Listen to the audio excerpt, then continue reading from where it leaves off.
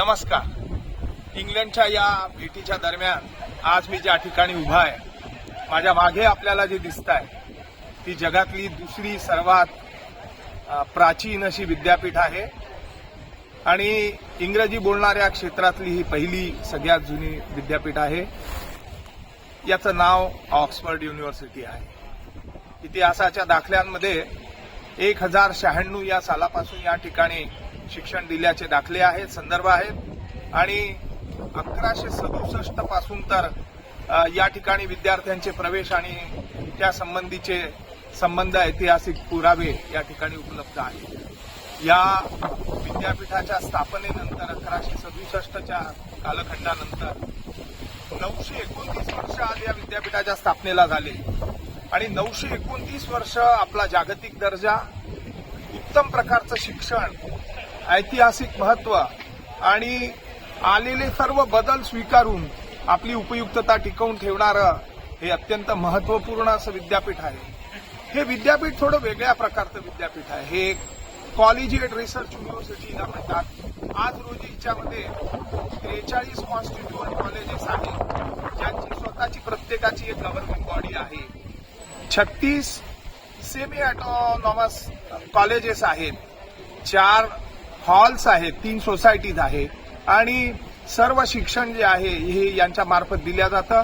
4 क्षेत्रात विभागणी केलेले जे पदव्युत्तर शैक्षणिक विभाग आहेत, त्या पदव्युत्तर शैक्षणिक विभागामध्ये जगातले सर्व विषय शिकवल्या जातात. सायन्स, मेडिकल सायन्स, ह्युमॅनिटीज, सगळ्या प्रकारचं शिक्षण या ठिकाणी दिल्या जातं आणि अत्यंत उच्च दर्जाचा संशोधन या विद्यापीठामध्ये केल्या जातं. याचं उदाहरण म्हणजे जेव्हा जगात कोविड आला त्यावेळेला कोविडसाठी जी पहिली वॅक्सिन निर्माण केली ती ऑक्सफर्ड युनिव्हर्सिटीने केली होती, जिला ॲस्ट्राजेन म्हणतात, ऑक्सफर्ड ॲस्ट्राजेन वॅक्सिन, जी भारतात सुद्धा कोविशिल्डच्या नावाने आम्हाला दिल्या गेली. या विद्यापीठाची जर आपण महत्त्व समजून घ्यायचं असेल तर आपल्या लक्षात येईल की 31 प्राईम मिनिस्टर्स जे आहे, पंतप्रधान जे आहेत युनायटेड किंगडमचे, ते इथले विद्यार्थी होते. अनेक राष्ट्राचे राष्ट्रप्रमुख हे ऑक्सफर्ड युनिव्हर्सिटीचे विद्यार्थी होते, ज्यामध्ये भारताचे पंतप्रधान श्री मनमोहन सिंगजी आणि श्रीमती इंदिरा गांधी यांचा समावेश आहे. या विद्यापीठामध्ये शिक्षण घेतलेल्या एकूण 73 लोकांना नोबेल पारितोषिक मिळालेलं आहे. 160 इथल्या विद्यार्थ्यांनी, माजी विद्यार्थ्यांनी ऑलिम्पिक्समध्ये वेगवेगळ्या प्रकारे मेडल मिळवलेले आहेत. तेव्हा याचं जे जागतिक महत्त्व आहे, शैक्षणिक क्षेत्रातलं जे महत्त्व आहे, हे गेल्या 925 वर्ष अबाधित आहे. ही विद्यापीठ जे आहे हे प्रत्येकाने बघण्यासारखं आहे शिक्षणाच्या क्षेत्रातल्या. मला तर याचं विशेष आकर्षण 2 कारणांसाठी आहे. मी विद्यापीठाच्या परिक्षेत्रामध्ये, विद्यापीठाच्या व्यवस्थेमध्ये अतिशय तरुण असताना विद्यार्थी संघटनेचा एक कार्यकर्ता, नेता असताना आलो होतो आणि विद्यापीठाच्या पहिल्या सिनेटवर, कार्यकारी परिषदेवर निवडून गेलो आणि त्या ठिकाणी काम करण्याचं सौभाग्य मला मिळालं होतं.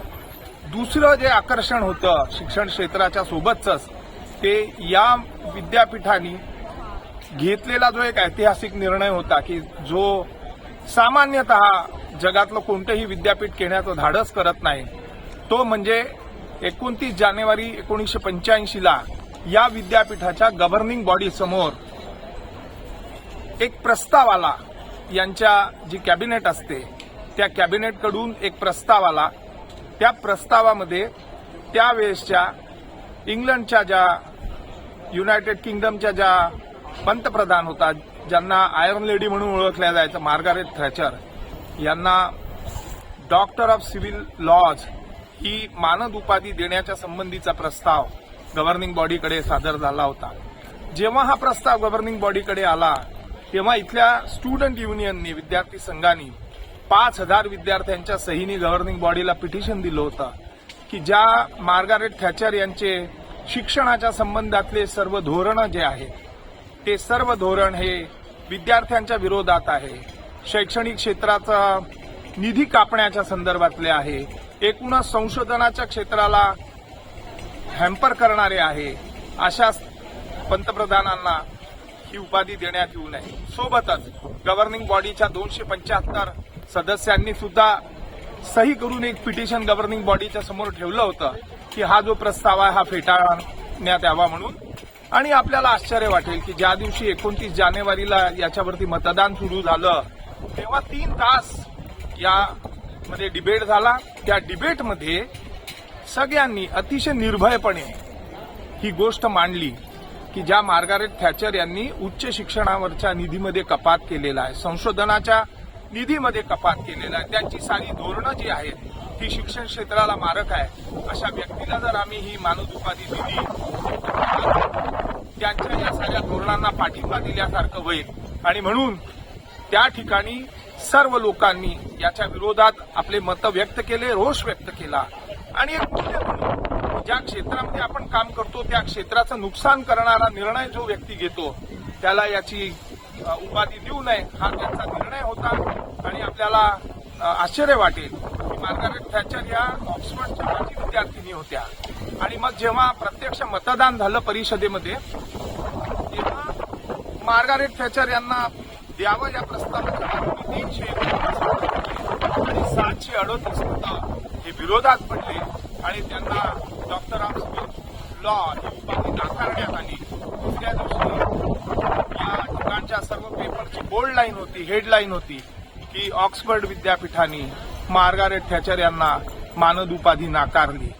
एखाद्या देशाच्या पंतप्रधानाच्या पॉलिसीजवर, त्यांच्या धोरणांवर अशा प्रकारचा निर्णय करणं आणि तोही निर्भयपणे कुठलीही भीती मनात न बाळगता एखाद्या काउन्सिलने असा निर्णय करणं, मला असं वाटतं की शैक्षणिक क्षेत्रातच नाही तर राजकीय आणि इतर सर्वच क्षेत्राला अनुकरणीय अशी गोष्ट आहे, एक दिशा देणारी गोष्ट आहे की तुम्ही जर आमचं हित जपणार नाही तर आम्ही सुद्धा कुठल्याही प्रकारचा तुम्हाला पाठिंबा देणार नाही. मला असं वाटतं की ही गोष्ट जी होती त्याच्यामध्ये दोन्ही गोष्टी होत्या, जे अकॅडमिशियन्स होते ते पण याला जबाबदार होते आणि विद्यार्थी संघटना ज्या होत्या त्या सुद्धा याला जबाबदार होत्या. असा महत्वपूर्ण निर्णय या विद्यापीठामध्ये झाला होता. मी तो ऐकला होता, वाचला होता. मला या ठिकाणी येण्याचं मनापासून आकर्षण होतं. मी विद्यापीठात काम करत असताना आदरणीय BT देशमुख सर असतील, KG देशमुख सर असतील, शेखावत सर असतील, या सर्वांच्या सोबत एक लहान विद्यार्थी म्हणून, युवक म्हणून काम करत असताना मी हे अनेकदा बघितलं की विद्यापीठावर शासनाकडून आलेले सारे दबाव आणि त्याच्या संबंधात त्यांनी पाठवलेले सारे निर्देश धुडकावून शासनाच्या विरोधात अतिशय निर्भयपणे भूमिका घेताना मी यांना बघितलं. मी त्यामध्ये सहभागी सुद्धा झालो सदस्य म्हणून. आणि म्हणून ज्या मूल्यांवर आधारलेलं आयुष्य आपण जगलो ती मूल्य कुठेतरी आता संपुष्टात आली का, हा मनामध्ये जो निराशेचा भाव होता तो या ठिकाणी आल्यानंतर इथून निश्चितपणे आपल्याला प्रेरणा मिळाल्याशिवाय राहत नाही. आज आपण बघतो आहे की भारतात आणि विशेषतः महाराष्ट्रामध्ये महाराष्ट्राचा विद्यापीठ कायदा बदलवून निवडून आलेल्या सदस्यांच्या बरोबरीने किंवा किंबहुना त्याच्यापेक्षा जास्त सिनेटमध्ये, मॅनेजमेंट काउन्सिलमध्ये, अकॅडमिक काउन्सिलमध्ये ज्या स्वायत्त संस्था होत्या, स्वायत्त बॉडीज होत्या ज्यांना आपले निर्णय करण्याचा अधिकार होता, त्यामध्ये नॉमिनेशन टाकण्यात आले. तिथे माणसं नेमल्या जातात आणि ही जी माणसं नेमल्या जाऊन राहिली ही सर्व सरकार धार्जिणी माणसं आहेत, शासनाच्या निर्देशाच्या समोर झुकणारी माणसं आहे. एक मांडलिक शासन व्यवस्था आणि शासनाला जे हवं आहे ते करण्यासाठी अशा प्रकारचा कायदा या लोकांनी अस्तित्वात आणला आणि सर्व विद्यापीठांमध्ये आज अतिशय वाईट परिस्थिती आहे. या पार्श्वभूमीवर याची स्वायत्तता 925 वर्ष टिकवून ज्या लोकांनी या ठिकाणी आपला दर्जा आणि आपलं जागतिक नाव कायम ठेवलाय अशा या विद्यापीठामध्ये आल्यानंतर मला मनापासून खूप प्रेरणा मिळाली. मी या सर्व मूल्यांच्या प्रती माझ्या भावना खूपच तीव्र आहे. मी नतमस्तक होतो आणि आपल्या सगळ्यांना, विशेषतः शिक्षणाच्या क्षेत्रामध्ये काम करणारे प्रोफेसर्स असतील, लेक्चरर्स असतील, क्षेत्रात काम करणारे इतर व्यक्ती असतील, त्यांना मनापासून या ठिकाणी आवाहन करतो की आपण जर इंग्लंडला आला तर जरूर ऑक्सफर्ड युनिव्हर्सिटीला भेट द्या. मी तर हे म्हणेल की आलात तर नाही, ऑक्सफर्ड युनिव्हर्सिटी बघण्यासाठी एकदा जरूर इंग्लंडला या आणि या ठिकाणून एक नवा विचार, नवी प्रेरणा घेऊन आपल्या पुढील आयुष्याची वाटचाल करा. धन्यवाद.